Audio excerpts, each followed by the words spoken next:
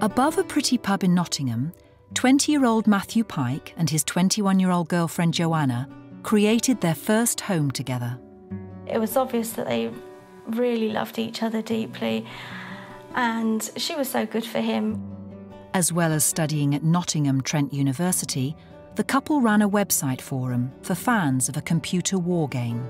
The people got to know each other very, very well on there, although they probably never physically met each other. But Matthew and Joanna had no idea that the website forum would open their lives to an evil stranger. I didn't know any of the problems they were having. I wish Matthew could have, sort of confided in me and said, look, I am having a problem. A stranger who would tear their lives apart. This developed into one of the most extreme cases of stalking I've ever witnessed. Because what began as stalking was to end in a gruesome murder.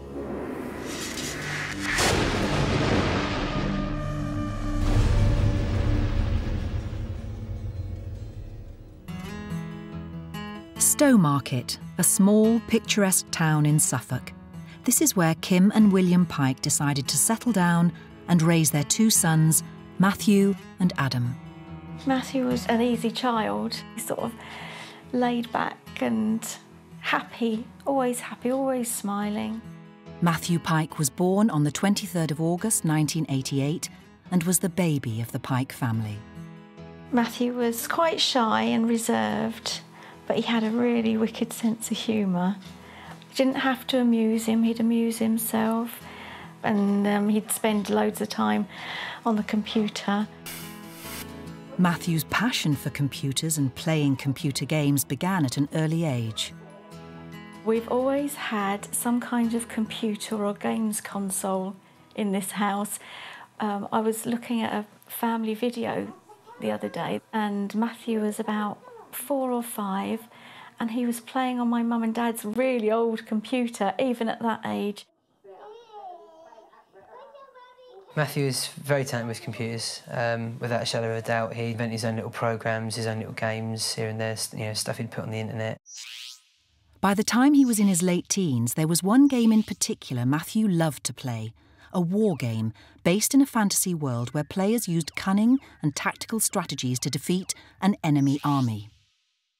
Advanced Wars really was, from what Matthew had told us, was sort of like a more technical game of chess, basically. You'd have your army and you'd set out your pieces, just like a chess game, really. And you'd sort of battle other people from around the world on the internet and, sort of build up your army as you went along, really. Matthew shared tips about playing his favourite game with other players on the internet, including a 17-year-old girl called Joanna from Selby in Yorkshire. The pair hit it off. I think he was a bit embarrassed that he'd met her online and wanted to meet her face to face.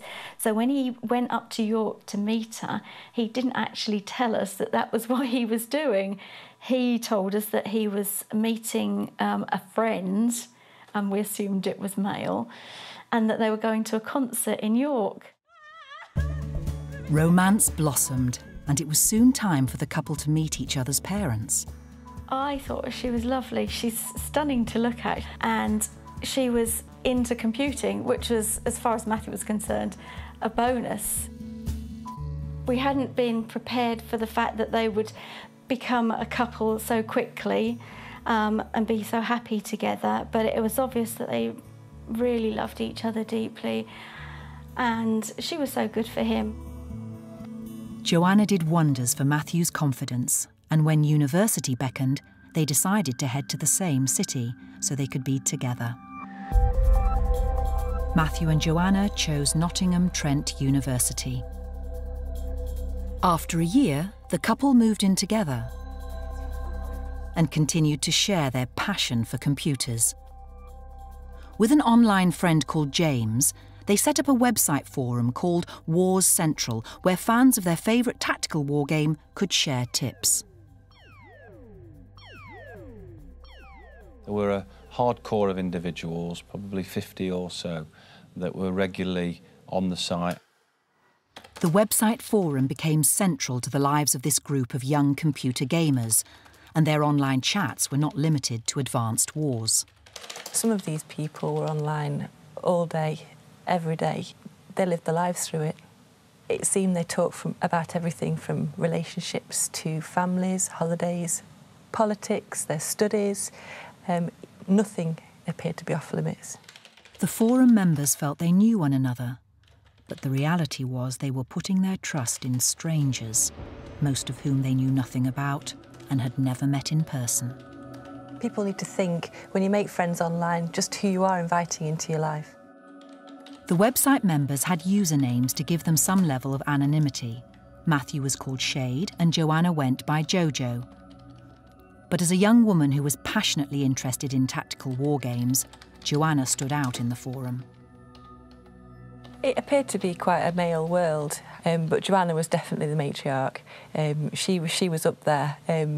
She was the leading lady.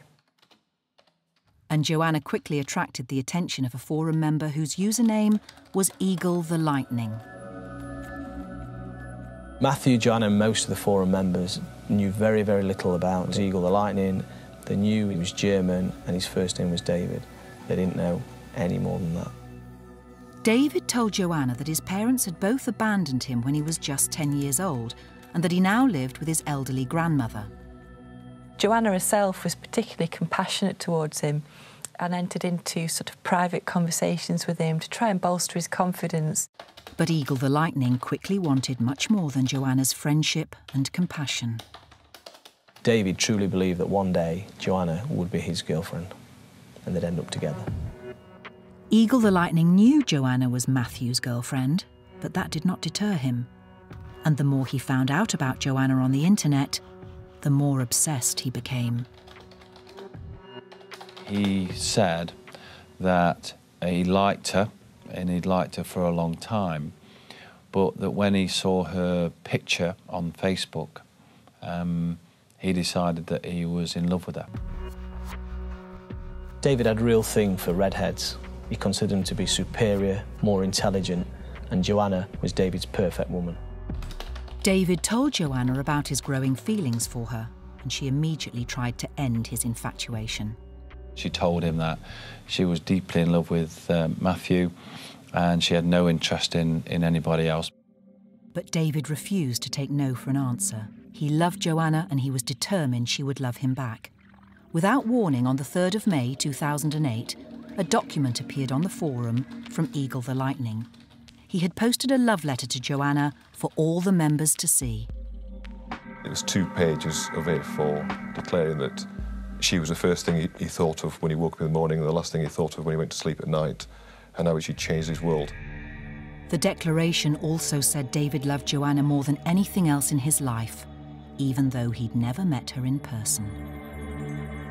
Eagle the Lightning had become completely obsessed with Joanna, and there was nothing she could say or do to stop him.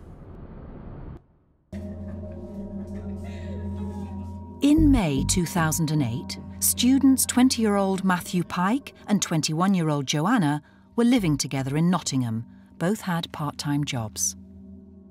They liked quiet things. They weren't a pair for going out to the pub and getting drunk or anything like that. They would go for walks. They were just happy in each other's company. From their flat, they had set up and ran a website forum called Wars Central, but one of its members, 21-year-old David, known online as Eagle the Lightning, had become completely infatuated with Joanna. He would ask things such as, "Where is Matt? Is Matt with you?" And it was those sort of things that she found not appropriate. So she would very quickly try to cut that off. This isn't the time for us to talk about anything to do with you and me. There is no you and me. Just focus on what we are here to do, which is talk about the games. The young couple had no idea Eagle the Lightning was painstakingly finding out information about where they lived. What he did was ask various people about Joe and Matt. So, for example, whereabouts in Nottingham do they live? What sort of street is it? So, over a period of time, he began to pen a picture of where it was that they lived. He knew it was above a pub. He also knew there was a park nearby, and he was a user of Google Earth. It wouldn't have been difficult for him to locate that flat. But I think the final clincher was when he led to one of the other users to believe that he knew so much about the location of a flat that the other user actually confirmed the address. Through his detailed research on the internet, Eagle the Lightning also knew the couple had gone on holiday to Devon with Joanna's parents. He decided to plan a surprise for them on their return home to Nottingham.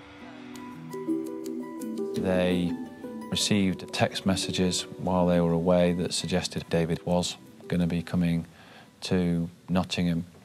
And James actually gives them what he refers to as a heads up that Eagle the Lightning was intending to travel. Hey Joe, ETL is coming to... But Matthew and Joanna thought it was a joke. Surely a stranger wouldn't travel hundreds of miles to another country uninvited just because he had a bizarre crush. Especially a stranger who had no idea where they lived. On the 21st of June 2008, the young couple arrived back home in Nottingham. They're approached by an individual. They didn't know him, and this individual says to them, "Hello, I'm Eagle the Lightning from Germany." The forum user turned stalker had arrived unannounced and uninvited outside the couple's home. When Matthew and Joanna first met David, they were very polite towards him. They felt a little bit embarrassed about the situation, but they were typically British about it and offered him some hospitality to make him not feel so unwanted. Matthew and Joanna found out Eagle the Lightning's name was David Heiss, that he spoke perfect English and that he didn't intend to fly home to Germany for a month. She was upset about it, but Matthew felt sorry for Heiss. It was him that suggested that, you know, he's come all this way, let's be friendly towards him, and convinced Joe that Heiss should be invited into their flat. But it appeared David Heiss expected more than hospitality. The virtual stranger expected to stay with them. But Joanna was determined to get him out of their flat as soon as she could. Have you got any rooms to offer tonight, please? Joanna called 20 hotels and hostels. Oh, really? Not at all. But there were no rooms available in Nottingham for that night. Right, OK, thanks anyway. The uninvited visitor had to stay with them or sleep on the streets. There was a conversation that her and Matt had about where they could send Heiss, and it was Matt that suggested that for one night only, they allow Heiss to stay. But the size of the couple's studio flat meant their unwelcome guest had to sleep right next to their bed. Joanna was deeply uncomfortable with the situation.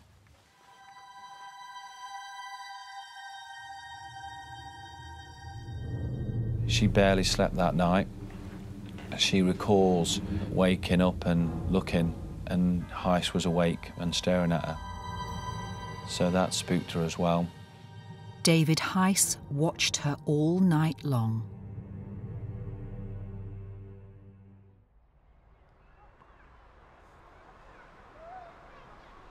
Joanna ensured David did not stay a second night. She found him a hotel room. Hi, is it possible to book a room, please, for tonight? Oh, you have? The couple were determined to do whatever they could to stop David Heiss staying in Nottingham for a whole month. Already at that point, they were sending messages to other gamers about Heiss and the fact that they thought he was somewhat unusual and that they were trying to work out what to do with him. Well, we've just been away, we've just gone back. Heiss's intentions during his time in Nottingham were clearly to spend as much time with Joanna as he could, even to the point that he would ask Joanna in front of Matt if there was any chance of him spending any time with her, with Matt not being present. David could see his behaviour was unnerving Joanna and tried to justify his actions. During the time that Heiss stayed in Nottingham, he wrote letters to try and convince Joanna that he wasn't weird and to try and justify the reasons for his behaviour and to tell her about the fact that he'd been discarded by his parents. Joanna became more and more uncomfortable, but after a week they were able to send David Heiss on his way without offending him. Between them and the gamers, they came up with a plan to keep Heiss away from them. They suggested that he travel around the country to go and visit some of the other gamers. David Heiss had finally left Nottingham, and Matthew and Joanna were able to put the strange incident with the German forum member behind them. No one outside the forum, not even Matthew's nearest and dearest, had any knowledge of the bizarre encounter. He seemed happy. There was no inkling that anything was wrong or upsetting him. He just seemed a normal Matthew. He would be difficult to get information out of on the phone. We would have to question him. Just the normal mum things. Are you all right? Are you eating? You know, are you looking after yourself? Are you washing clothes? That kind of thing. Matthew believed he had looked after himself and Joanna by moving their uninvited visitor on, but little did they know that after meeting Joanna, David Heiss had become even more obsessed. The thoughts that dominated his mind at that time were all about Joanna and him being with her. The more forum members who met David Heiss in person, the more his behaviour became a topic of conversation. People having met him now think there's something really quite not right. They all found him a bit unusual. None of them liked the idea that he clearly was becoming besotted by Joanne. Nothing anybody would say to David would have got him to change his mind about his feelings towards Joanna. And David Heiss quickly learned that his fascination with Joanna and eagerness to discuss her online was a hot topic on the forum. He was being described as strange. David didn't really like people discussing him over the internet, and this made him angry. Heiss is already beginning to develop the feeling that they are ostracising him from the group. But Eagle the Lightning wasn't the only forum member who was becoming angry about the situation. Matthew was becoming increasingly frustrated about David's obsession with his girlfriend. On the 22nd of July, Matthew generates a document. It's a document referred to as the 19 Reasons. And the 19 Reasons is a list of things that he puts together that indicates why he hates Eagle the Lightning. I hate the way you meddle, the way you never let something rest. I hate you because you tracked us down and intruded on our lives. I hate you because no matter how many times we invited you in, you barely said a damn word. I hate the way you endlessly plug Joe, when I can see how annoyed you get. I hate you for ever laying eyes on the woman I have dedicated my life to. The 19 Reasons reveals in no uncertain terms exactly how Matthew felt about David Heiss, his infatuation with his girlfriend Joanna, and his unwelcome visit to the UK. Eagle the Lightning had blatantly laid his cards on the table in terms of his feelings for Joanna, and in return, Matthew Pike followed suit. But he only emailed his attack on Heiss to a few friends on the forum, not to everyone. It took a lot to upset Matthew or to get him angry. He'll take so much and stay calm, and then he would explode, but it was very, very rare. He hated confrontation, he hated arguing. But David Heiss soon learnt of the 19 Reasons document and was furious. His reaction to that is clearly very, very angry.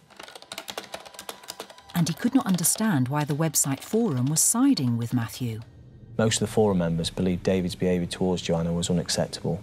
However, David believed he was right and his behaviour was proper.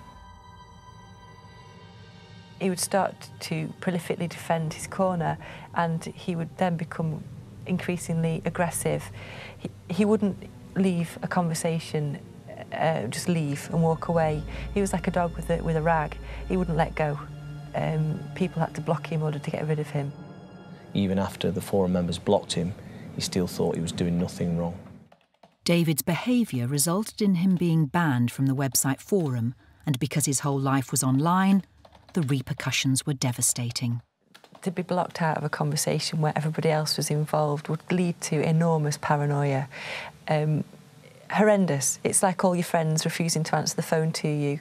It could be seen regularly, individuals saying, please, please let me back in, begging to come online, and all the rest of the users chuckling and refusing to let them back in. It was really quite something quite damaging. And David Heiss believed there was just one person to blame for his exclusion from the website forum.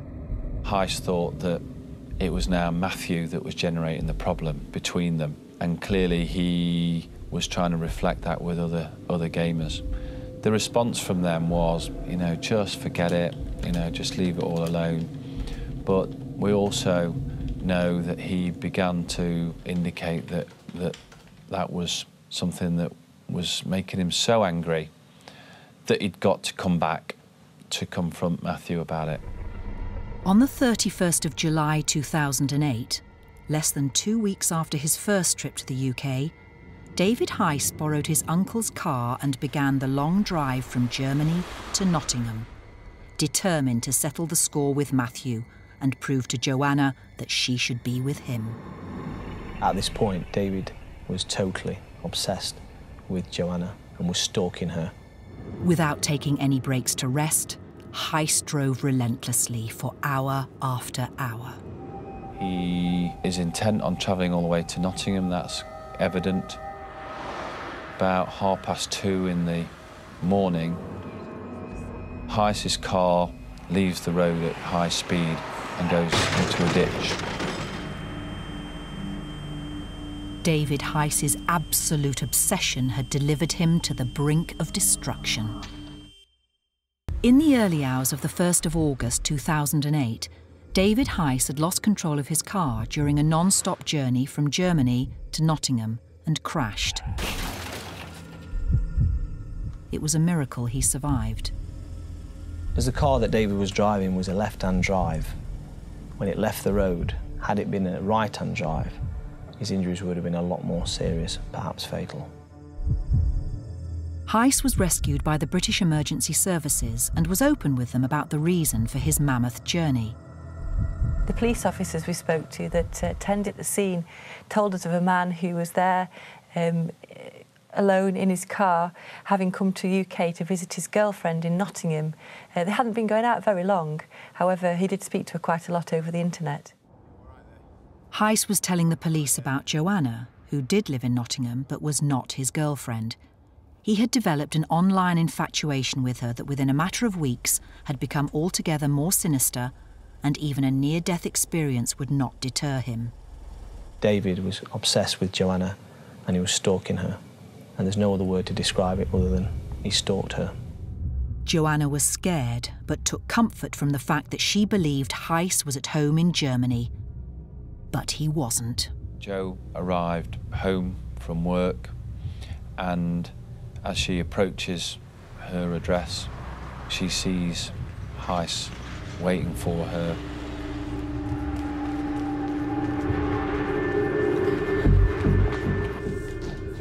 Heiss's intense fixation with Joanna had begun to seriously trouble the couple, but they never revealed their concerns to anyone outside the forum, not even to their families. Matthew kept most things quite close to himself. If he had a problem, he didn't like to burden other people with it. So we were always quite late in finding out if there was a problem. Matthew and Joanna believed they could cope with the situation. Living away from home for the first time, they thought that they were now adults and they could sort of deal with things on their own. You know, if he'd have come to me and said, I'm having a problem, you know, I would have been there in a heartbeat. Matthew and Joanna desperately began to think of a way to get Heiss to leave Nottingham again, but it became increasingly clear he would not go back to Germany until he saw the object of his obsession. She knows that Heiss is only here to see her and is just pursuing her. This has slowly but surely dawned on her that he's become completely obsessed by her, and that obviously scares her a lot. David wanted Joanna, and he thought that Joanna would come round to his way of thinking eventually. As a last resort, Joanna and Matthew agreed to meet David Heiss at the Arboretum Park in Nottingham. They were determined to end Heiss's obsession with Joanna once and for all.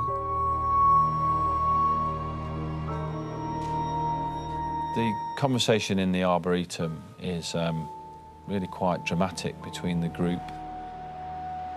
Joanna couldn't have been any clearer with a message to David. Just stay out of my life! You're just ruining it! Joanna told Heiss there was no chance she would ever be with him. She loved Matthew and he must stop harassing them. Hearing the rejection face to face from Joanna crushed David Heiss. Heiss is so upset, is sobbing and can be barely understood by Joe.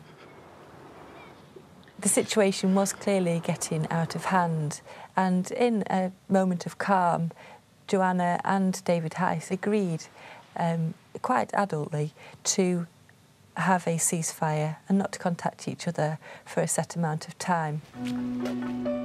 As Matthew and Joanna left the park that day, they believed that would be the last time they ever saw David Heiss and that their online troubles were over.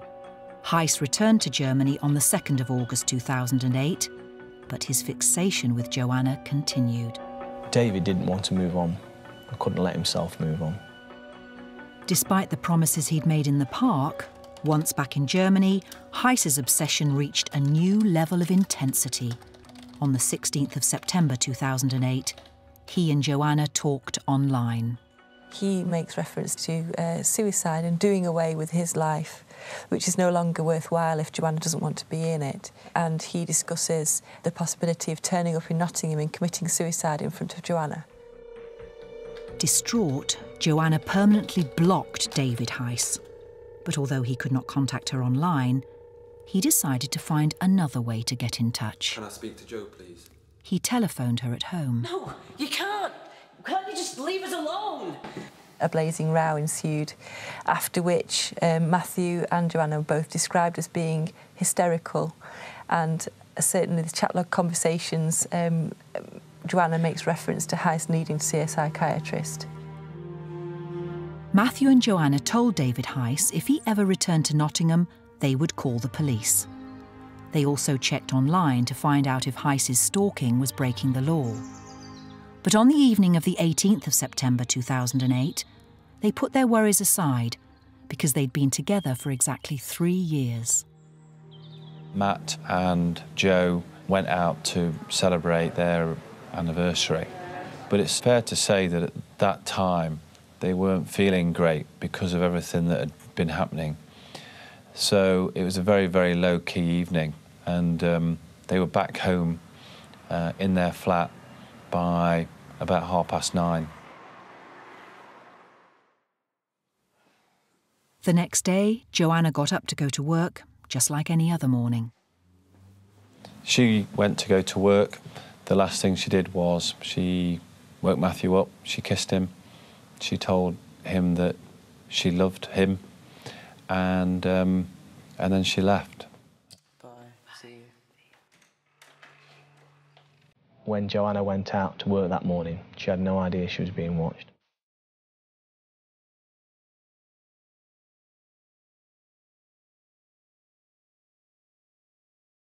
Joanna and Matthew would usually exchange texts throughout the day.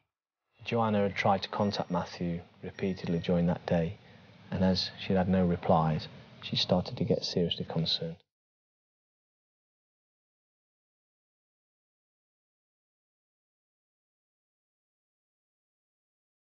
By the time she left work, Joanna was worried about Matthew. She runs back home. Upon entering into the communal hallway, Jo sees what she thinks is a small smear of blood. Jo is now hyperventilating. She runs to the door of her own flat and being met by an horrendous scene. It's absolutely the worst nightmare that you can ever imagine opening your front door onto. The flat had been ransacked. There was property all over the floor, paperwork, clothing, footwear, and at that point, the only thought that she had was that somebody had been into her flat. There had been a burglary that had gone wrong. Any persons walking into that crime scene would have been shocked and horrified by what they'd seen. There was blood from the front door all the way down the passageway and all the way into the living area. It was all over the bed, it it was on the walls, it was absolutely everywhere. But the horror which confronted Joanna when she first entered their flat was nothing compared to what she discovered next. In there, she finds Matthew on the floor. Frantic, distraught, Joanna dialed 999. But there was nothing anyone could do. Matthew had been dead for hours. It appeared he had lost his life when a robbery had gone horribly wrong. When police officers arrived within the scene, they very, very quickly took Joanne away to the police station. She was taken into a room and they made every effort to try and comfort her and calm her down. While Joanna was being looked after in Nottingham, down in Suffolk, a police car arrived at the Pike family home. We'd just gone to bed, it was about 10:15, and there was a knock at the front door. There were 2 policemen standing there. Never had any inkling that it was to do with Matthew. And when they told us, I just couldn't believe it. When my dad first broke the news to me, I remember the exact time. It was 27 minutes past 11 at night. They didn't have much information, just that he'd been found dead in the flat. So we had no idea what had happened, and we had to wait for about an hour before we heard from the police in Nottingham, who said that he'd been found with stab wounds, and that was all they could tell us at that time. And it was just the most awful, awful night. And, well, I would never want anybody else to go through something like that. The Nottinghamshire forensics team began investigating Matthew and Joanna's flat.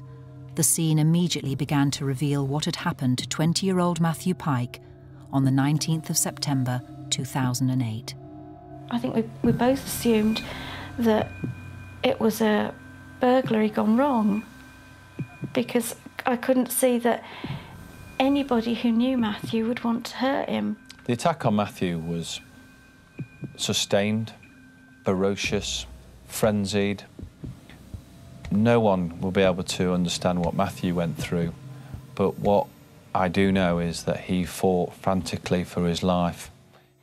He wasn't the sort of person to cause anybody to do that.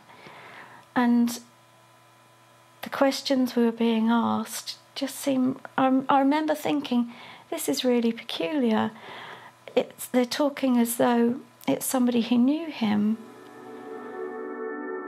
At the crime scene, the forensics team had found a crucial clue which proved Matthew did indeed know his killer. Very close to Matthew's head was an old computer monitor that had been on the floor, and there was writing on the side of the computer adjacent to Matthew's head. It was written in blood. It was a message that was written in Matthew's blood. And very quickly it became evident that Matthew had tried to send us a message about what had happened. With one of his last actions, Matthew had tried to identify the name of his killer. How brave he was to call over there and to write, you know, to try and give the police some kind of clue as to what was happening. I mean, I wouldn't have thought to have done that if I was in his shoes. He was just so brave, and, you know, if it's possible, I'd love him even more for it. But would the 2 letters written in blood be enough to ensure detectives caught Matthew's killer? On the 19th of September 2008, 21-year-old Joanna discovered the body of her 20-year-old boyfriend at the flat they shared in Nottingham.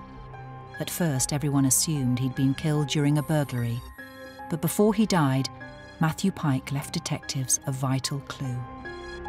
His last efforts were to try and write the name David on the side of his computer. He never completed that. He wrote a D, he wrote an A, and then Sadly, he's passed away and he's not been able to write anymore, but clearly that's what he was trying to write. And when asked by the police if she knew anyone who might wish Matthew harm, Joanna immediately gave them a name that corresponded with Matthew's dying action. David, maybe. It was very evident from those early conversations, having spoken with Joanne, that the only individual that would have wanted to take Matthew's life was David Heiss. Saying that he loved me and Joanna revealed the months of problems they had endured as a result of David Heiss becoming relentlessly obsessed with her. But all she knew about Heiss, apart from his name and username, was that he lived somewhere in Germany. Nottinghamshire detectives had to urgently solve the mystery. They turned to Matthew and Joanna's website. They asked all the other website forum users to keep behaving online as if nothing had happened, so they didn't make Heiss nervous. Meanwhile, one of the detectives quickly became a member of the forum. I could observe what was being said and who was online, who was talking and what they were talking about. And if there was any information that was going to be important to the inquiry, how to feed that into the inquiry as quickly as possible. And he discovered David Heiss was online, talking about Matthew with other forum members. David Heiss actually introduced in a conversation with another user that, "You don't think I did it, do you? I can prove that I was at home on Friday." And the other user says to him, "Prove it." And he says, "What?" and sends a copy of a travel ticket for the Friday morning to prove that he was actually in Germany. David Heiss seemed confident he could prove his innocence. It also appeared he had been online, using the forum the day of Matthew's murder. David Heiss had alibis. But they were alibis the Nottinghamshire detectives were prepared to test. They started with the airports to see whether Heiss had entered the UK around the time of Matthew's murder. We knew that Heiss had travelled before, and sure enough, we found him on a passenger mandate from flights in and out of Frankfurt into Birmingham. As a result of that, I was dispatched down to Birmingham Airport to try and locate Heiss on the CCTV footage from within the airport. The CCTV footage from Birmingham Airport clearly showed David Heiss boarding a plane to Frankfurt 4 hours after Matthew's murder on the 19th of September 2008. His alibis were lies. Heiss had secretly travelled to the UK. That was a eureka moment. It's the first time we had a physical description of what Heiss was wearing, and also it gave me an idea of who to look for on the inbound footage. We could then use that information to properly analyse the Nottingham CCTV, and hopefully we'd find him at our scene. Detectives were able to find CCTV footage revealing Heiss's journey from the airport all the way to Matthew and Joanna's address the night before the attack. They were also able to track his return journey the morning of the brutal murder. David Heiss was at the murder scene, but he remained a complete mystery. All the detectives knew was that he lived somewhere in Germany. The race was on to arrest him. Detectives turned to the members of the website forum asking for any information about the elusive Heiss, known as Eagle the Lightning. But it told us about the accident on the 1st of August on the M11 in Cambridge. And we were aware that after the crash, that a person had been taken to the hospital. We managed to ascertain some details and an address in Germany for our main suspect. Less than 5 days after the murder, Nottinghamshire police had tracked David Heiss down. On the 24th of September 2008, he was arrested at home by the German police. Detectives called the Pike family to tell them the news. We had a phone call to say that they'd got a suspect, but that was the first time I heard his name. Didn't know anything about him up until then. David Heiss was in custody, and the Nottinghamshire detective team travelled to Germany to question him. And when Heiss was interviewed, he confessed. Heiss admitted that he'd been to Nottingham and they'd stabbed Matthew Pike. But he claimed he only did so in self-defence. David Heiss was confessing to manslaughter, not premeditated murder. He didn't actually want to admit a murder because that first account only indicated that he had gone there to hurt Matthew and to punch him, and that a fight had ensued, and that the knife he had with him he used to defend himself, and that he had stabbed Matthew in order to protect himself from what Matthew was going to do to him. Detectives needed concrete evidence to charge and convict Heiss of premeditated murder. They searched his house and recovered the blood-soaked jacket he had worn when he killed Matthew. And in the pocket was a critical clue which proved Heiss had carefully planned Matthew's murder. It was a suicide note, supposedly written by Matthew, but in fact detectives were able to prove it had been created on Heiss's computer in Germany 2 days before the murder. David Heiss had clearly planned Matthew's murder and intended to make it look like suicide. On the 17th of September, we know that he generated a suicide note that was written on behalf of Matthew, intending to leave it in the flat as if Matthew had taken his own life. But Heiss's psychotic hatred of Matthew meant the fake suicide plan was destined to fail. The attack had been so brutal that there was no way that anybody would consider that Matthew had taken his own life.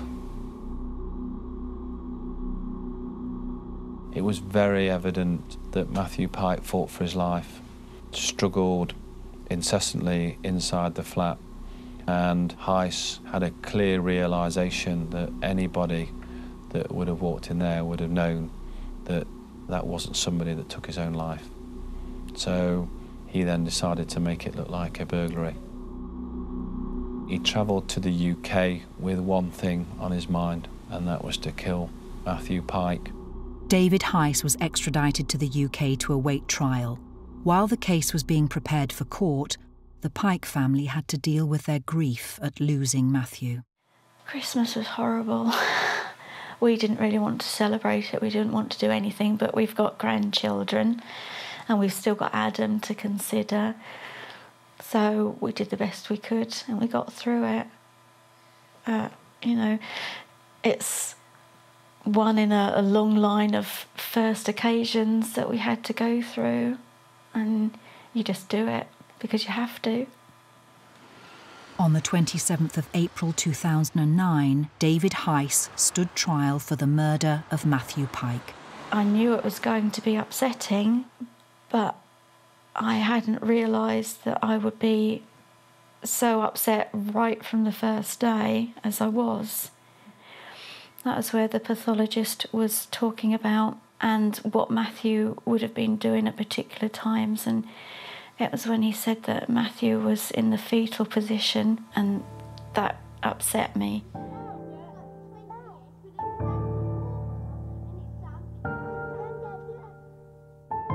During the trial, the detective team presented their case to the jury. David Heiss had booked his plane tickets from Frankfurt to Birmingham over a week before flying and had asked his sister in Germany to log on to the website for him in his name whilst he was out of the country, to create an alibi. Heiss travelled to Nottingham on the 18th of September 2008 and waited outside Matthew and Joanna's flat overnight. He watched Joanna go to work at 7:30 a.m. on the morning of the 19th of September. Half an hour later, he went to the couple's apartment and knocked on the door. When Matthew opened the door, Heiss immediately began his attack, viciously stabbing Matthew for the first time at the doorway to his flat. He then stabbed him a further 85 times. Heiss had arrived with the fake suicide note ready in his pocket, but realised the murder was so violent, so brutal, that no one would believe Matthew had killed himself. Heiss decided instead to make it appear the flat had been burgled. As Matthew lay dying, he created a vital clue for detectives by writing the letters D and A in his own blood. Meanwhile, Heiss washed himself, changed into the spare clothes he had brought with him, and left the apartment, carrying his blooded clothes back to Germany. He had been in the UK just 16 hours. On the 11th of May 2009, the jury found David Heiss guilty of the murder of Matthew Pike at Nottingham Crown Court. He was sentenced to life imprisonment. I was overjoyed that he was found guilty and, you know, he's been put away, but no sentence to ever bring Matthew back. I was relieved,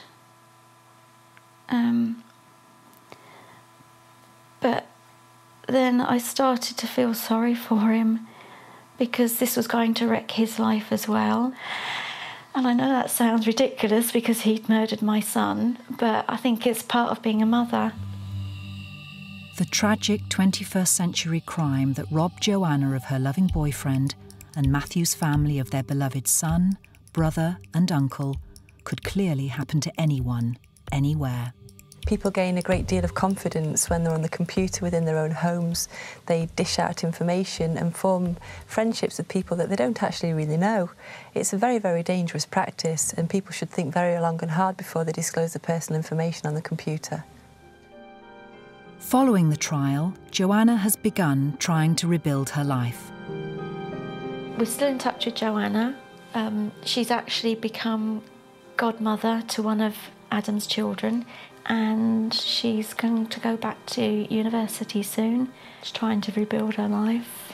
She'll never forget Matthew, but she's got to carry on. Matthew Pike will never be forgotten.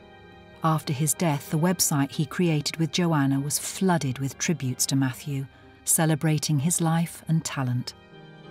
I knew nothing about the website that he was involved in until after he died, and people told me then, and I wish he had, because I was so proud and so impressed.